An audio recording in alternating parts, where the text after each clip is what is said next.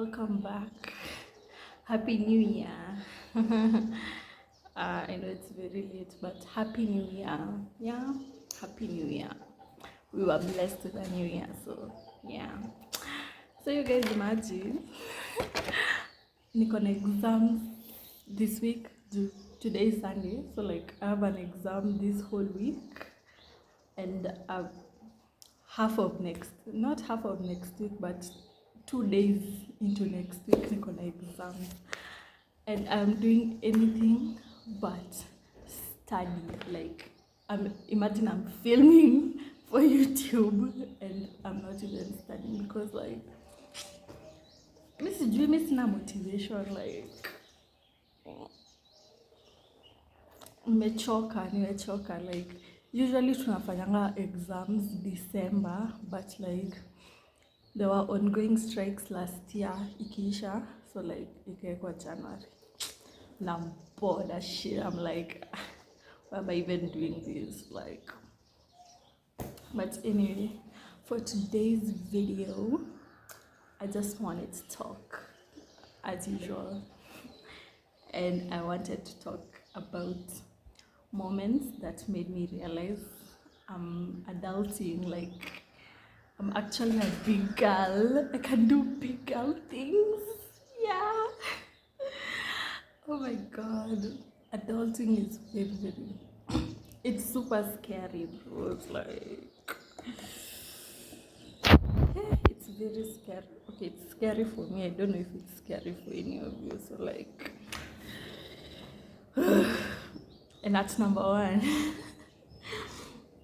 Telling the conductor to shukisha kwa stage. Aki kitambo, hey! Kitambo, like, I was so scared to tell the conductor, shukisha kwa stage.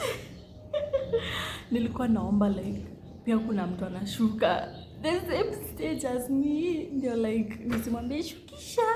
But nowadays, I'm an expert. Utanishukisha kwa hiyo stage by force, by fire. But to be honest, that thing is scary. Like, why? Like, me I feel like it's scary, especially kama ni like stage yenye si common. Kama kwetu, like stage nashukanga si common. The next stage, okay, the actual stage iko ahead of where I'm supposed to alight. So I'm like, how am I even telling the conductor, like, shukisha hapa? Like, it used to be so scary, but now I do it very well. Like, mi ni mtu mkubwa sasa. And that's number 2. Being firm at the salon or nail parlor or shop. Maybe then nikiendanga salon, like, let's say niko na style, an ideal style I want to put on my hair. Then like, sijui niambie aje mtu ananishuka. Like, I don't know why I was so afraid to say it, or like nikifeel like anafanya kitu wrong, sisemi anything. I'm a blow dry, so like squeezy, I hate heat on my hair. So like nikamwambia like asende ile round 2, ile unajua ile ku blow dry, then like anaanza kuchoma nywele. Like mimi nilikuwa naogopa, but nowadays like nowadays I'm very vocal. I'm like, don't do this and this and this. Hata kwa kuweka nails, right now my nails they look so bad, but like nikiendanga sasa kuweka nails, like see I have my inspo. Then okay, hawa watu wenye kutengeneza nails, they think they know the color that you want, juu like wanaona, but I'm like this is not the color, change. Naambianga wa change, naambianga like hii haikaribiani na hii, so like can you change it for me please? Like I feel so accomplished. Like kitambo, like I remember the first time I did my nails, it came out bad because I don't think walikuanga na your shade, because it was a very shining gray, of which hawakuwa na your shade. Then wakeka to another boring dull color, and I was like, Kachana tu nayo sasa like ningefanya nini. I was not confident at that time, but nowadays I am. Like, you not just do anything to my nails or to my hair. Like, I have a saying nowadays, like, I'm improved. At number 3, realizing I'm not as sheltered as I was before. Like, hey, tell me why after high school suddenly your eyes are so open. Like, they are not as open as it was when you were like a teenager. Like, say, like, in this life you're seeing a lot of things, utaona a lot of problems, like, yo, and that's when you realize like your world was small, like dunia yako ilikuwa ndogo. Like, the only worries you are worried about is like how annoying it is to go back to school. Those first days of school, kwanza high school ilikuwa tu so like irritating. Unasikia tu kulia usikii kuenda, ama like studying, ama preparing for the national exam. Like, those were your problems. But now, like, you are a year later or 2 years later, you know, that life is behind you, and your eyes open to a lot of things, especially when you're in campus. You're like, oh my god, this world is so big, everything is so weird. Like, unashtuka tu, like, the world is so big. It's me, I don't like that fact. I was like, kwa mtu mkubwa inabo, bro. Like, then kurealize like pia watu wakubwa wanaweza kuwa immature. Like, how are you immature and you're like past 25? I thought frontal lobe ndo in a developing your time. Like, why are you still immature at the age of 30? Like, but yeah, after high school, like, you actually start seeing the world as so big, and you actually realize that you're your own person. Like, you make decisions by yourself, those consequences, you'll face it alone. Like, whether those decisions are moral or immoral, you even know to face it by yourself. So like, that shit, it's so scary, very scary. And another moment was when I was going for my national ID, applying for it.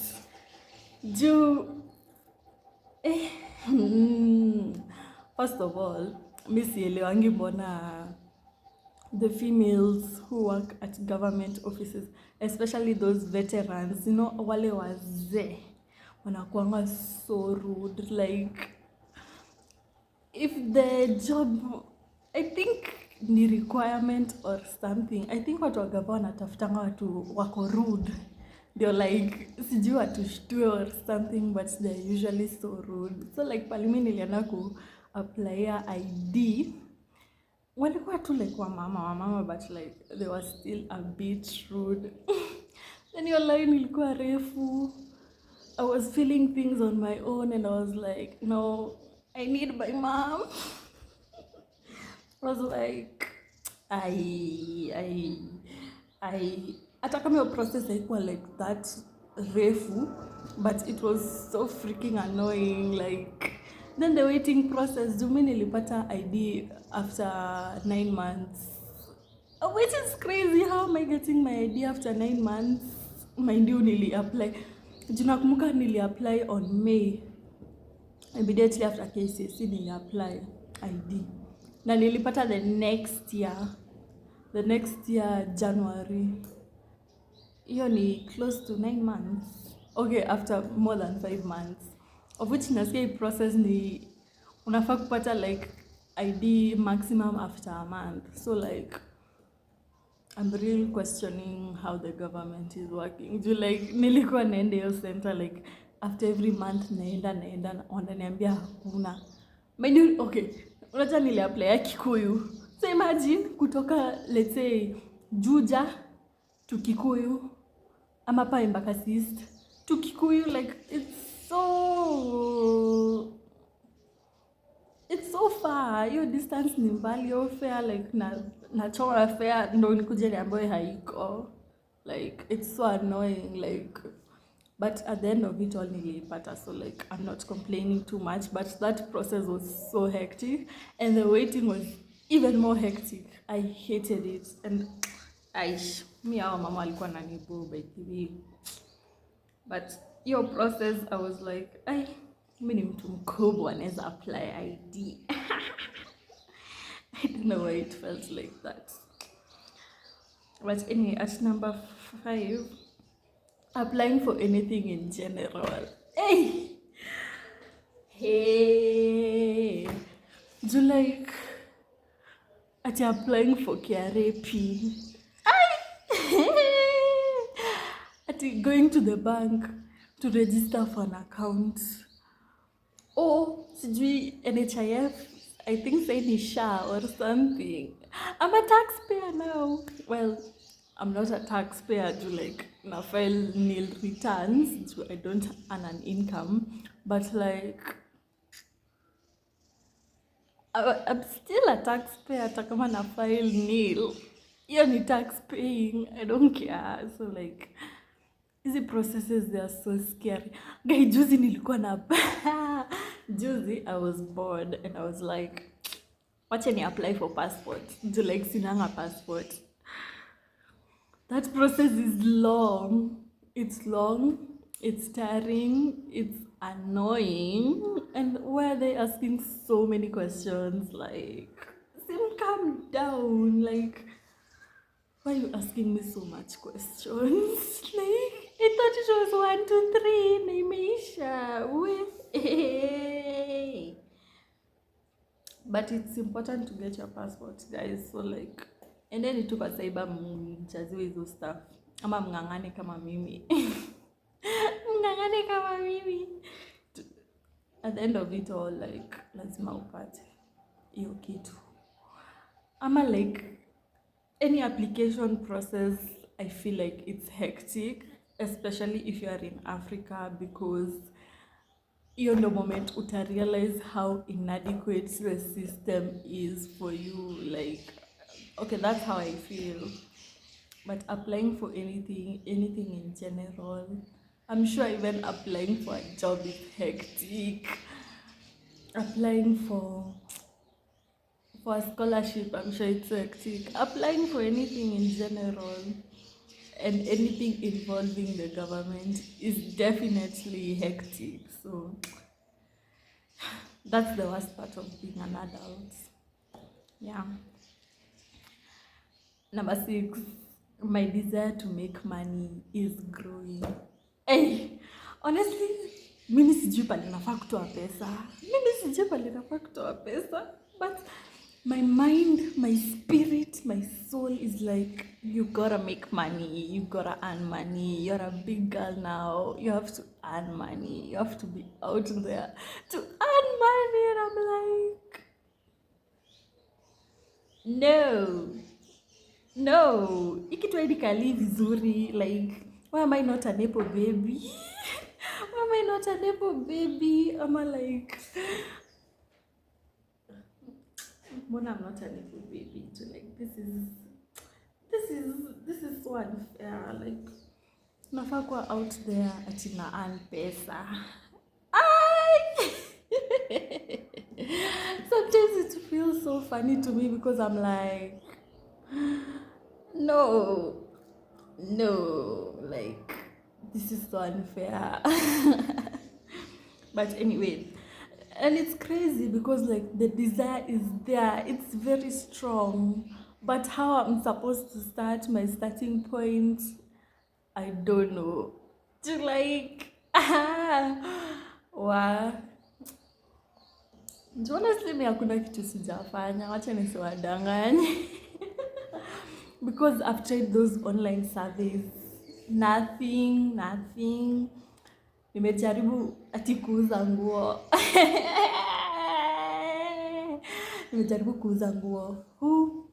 To learn about forex. What else? Gambling. Yes, nishaikuwa kwa hizo mabetika sijui what. Okay, hiyo at first ilianza vizuri, hiyo siwezi kataa. It was this spin thingy, I don't know. It was a spin thingy, games and all that stuff, like una deposit 50 bob, then like no unacheza. And hizo stuff ilianza poa, like in a day nilikuwa na make 1k. But hiyo ilikuwa tu day one. The next day everything went to shit and I was like, I do not want an addiction, so no. I've tried looking for promotion work. Yeah, mimi sijui watu wanatafuta ngapi promotion work. Honestly, like, I think this is where networking comes in, and I feel like my networking skills are so poor. Like, siwezi atapata promotion work. Mimi sijui watu wanapata promotion work. Kusema tu kweli, like, I'm so confused on where I'm supposed to like find a work or a way to find income. Like, I don't know. You know, me like, sina like, nini, I'm not like a sports prodigy where I can just go to competitions and I'll earn money. I'm a playing. The network is not there. I'm not a sports person, an athlete per se, so I'm like, mi nashangaga tu pali nafaa kupata pesa, but one day I'll just get it. I don't know how, but I'll just get it. So like, kama mko na jobs huko nje, mniambie. And the last one, this time I wrote 7 because nimejaribu kufikiria sana what to talk about an adult, but like, but the last one nimeandika ni the double standards are getting wild. Like, double standards in its definition ni like you are favoring one party than the other. So like, I feel like in this life it's getting very, very out of hand, like wild. Like, I think it's toxic and psychologically rooted. I don't know why. Tell me why. Bado tuko na debate ya sijui iPhone na Android. Like, so okay, a phone is supposed to serve the purpose of communication. Hata ukijitetea ati sijui iPhone has a good camera, there is literally cameras for that.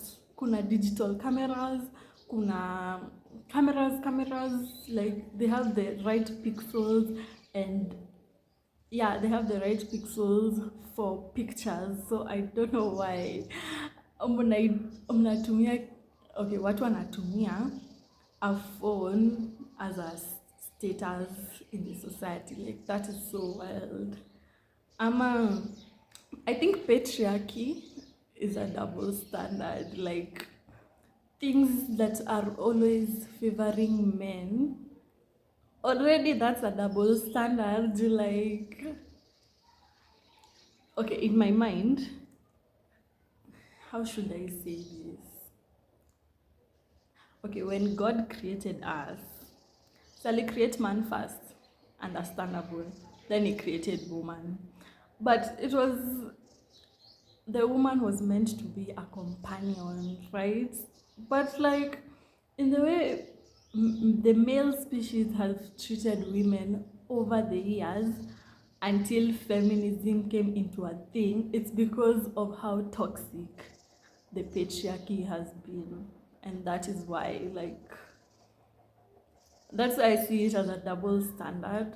Patriarchy, the term itself, and what happens there, it's a double standards, because even right now as women, we have to work twice as hard to reach to a man's level. I don't know how I'm putting this, but like, I think patriarchy is a double standard. Another double standard, I'm going to get a bit controversial, but thank goodness none of you all reached till the end of my videos. I don't know. I think that's a blessing in disguise or something. But another double standard I've seen, and it's very recent, ni LA fire crisis. Let me tell you. Okay, before I reach the point of where the double standard is, palikuwa naelewa ni like watu wanaishi California, they know it's a desert area. They still build wooden houses. Like, how is that making sense? Okay, unajenga wooden house. Aya, plants ziko hapo ni zenye ziko adapted to the dry weather condition. So if there's a fire, it will catch easily and it will spread much. You like what I've seen from these fires ni like places zina affectwa the most ni pali vegetation iko, of which like obviously the fire will spread. Then their government wamecut budget, fire department budgets by millions of dollars. So like I was not understanding that part. Then insurance companies hawataki ku hold accountability to all those houses that have been burnt down, of which mtu analipia your insurance. So like I'm not understanding why you don't want to be held accountable. Like kwani mmekula pesa zao ama what is going on? Like that is so weird. But do you know where the double standards are coming from? And I think it's very valid because like people were comparing how this situation was taken compared to how like issues, how the situation is, let's say in Palestine, Congo or Sudan. Like the much media attention that was given to this fire is more than the much attention that is given to the genocide happening in Palestine, Sudan, and Congo. So like that's a double standard. I feel like that priority is so wild. Me, I don't care if like people do not have money. Okay, so you do not have money but you built a house in LA. Like if you did not have money, like so you could have gone somewhere else. Like so okay, some things are not understandable, but like y'all, let us just agree that is a double standard. Like, and you know, nime research like how many times does California have those wildfires, and the research it's coming like 78 days, like throughout the whole year they can have like those fires more than 78 times. So like how is it that this time y'all were not prepared? Like, but anyway, me obviously I sympathize with losing a home is not easy. It's not easy. Being told to evacuate is not easy. Uko stranded, so it's not easy. But remember, that is what is currently ongoing, and it has been ongoing for years and years in places like Sudan and Congo. It has been ongoing for more than a year in Palestine. So like me, I don't have sympathy towards this situation because this is, you know, America, by the way, it's a state. It's a land of dreams. People earn money anywhere, anyhow. So Mimi Selewi, how they are handling this situation is so weird. It's very questionable.